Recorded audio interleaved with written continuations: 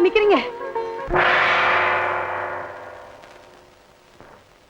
முருகா, ஞான பண்டிதா, தண்டபாணி, நீயா என் மருமக ரூபத்துல வந்து காட்சி கொடுத்த?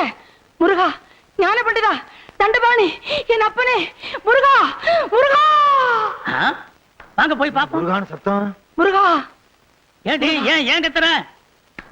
என் மருமகனே பழனி ஆண்ட உருவத்துல பாத்தங்க. அப்படியா? என் பையனையா?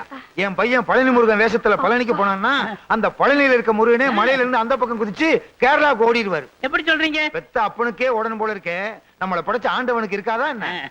எங்க அப்பா முருகன் படுக்க அறையலையா? கூடாது, கூடவே கூடாது. அடியே சரசு, அடியே சரசு, அடியா அடியா அடியா.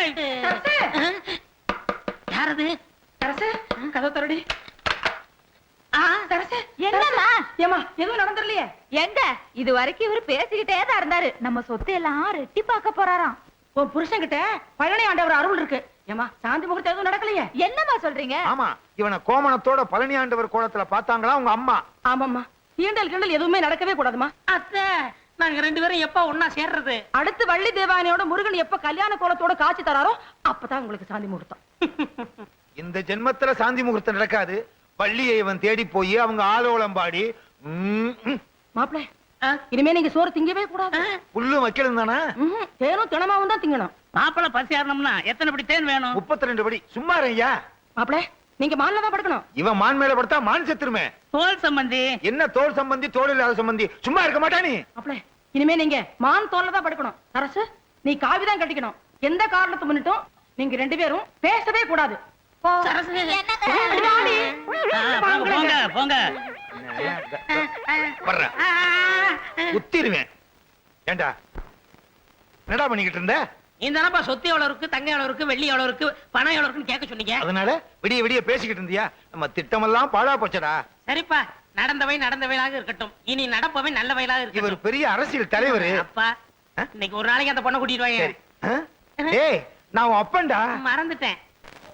முத்தமாக்கா, முத்தமாக்கா, என்ன பிள்ளை? குழந்தைக்கு காய்ச்சல் கொதிக்குதுக்கா, விபூதி போடுக்கா. அம்மாடி, என் கையால விபூதி போடுறத விட என் மருமகன் கையால விபூதி போட்டா எல்லாம் சரியா போயிடும். என்ன, அவர் மேல பழனி ஆண்டவரே இருக்காரு. வா பிள்ளை, வா. தஞ்சை மாவட்டத்தில் என்னங்க என்னங்க இங்க உட்கார்ந்துட்டு இருக்கீங்க? என்ன செய்ய?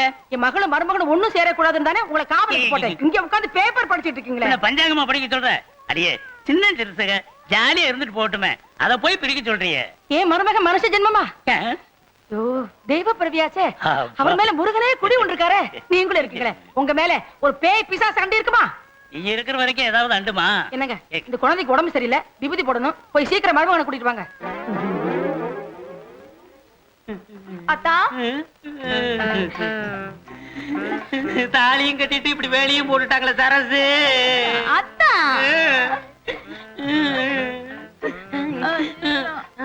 யாரும் பாக்கல. ஐயோ, மாப்பிள மாப்பிள, குழந்தைக்கு உடம்புக்கு சௌகரியம் இல்ல, கொஞ்சம் வந்து விபூதி போட்டு வாங்களேன். மாமா, இன்னும் முதலரவே நடக்கல, அதுக்குள்ள எப்படி உங்க மகள் குழந்தை பிறக்கும்? பக்கத்து வீட்டு குழந்தை மாப்பிள. ஏன் மாமா தொந்தரவு பண்றீங்க? நான் ஒண்ணும் தொந்தரவு பண்ணல, உங்க அத்தை தான் தொந்தரவு பண்றான். வரமாட்டேன். சொன்ன கேளுங்க, வாங்க வாங்க மாப்பிள. வாங்க மாப்பிள. வாங்க மாப்பிள, வாங்க. இந்த குழந்தைக்கு உடம்பு சரியில்லை, உங்க கையால விபூதி போடுங்க மாப்பிள. ஏத்தே என்ன தொந்தரவு பண்றீங்க? மாப்பிள, உங்க மகிமை எனக்கு தான் மாப்பிள தெரியும். கொஞ்சம் விபூதி போடுங்க மாப்பிள. மாப்பிள, இதுல என்ன கஞ்சத்தன? அரைப்படி அள்ளி போடுங்களேன்.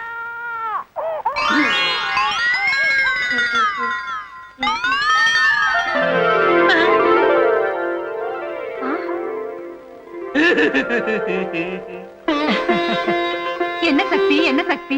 அழுதுட்டு இருந்த குழந்தை சிரிச்சிடுச்சு. தெய்வ சக்தி தான், ஆசீர்வாதம் பண்ணுங்க. மாப்பிள, உங்களை பார்த்த உடனே அழுதுட்டு இருந்த குழந்தை சிரிச்சிருச்சு. இன்னும் கொஞ்ச நாள்ல ஊரே சிரிக்க போகுது.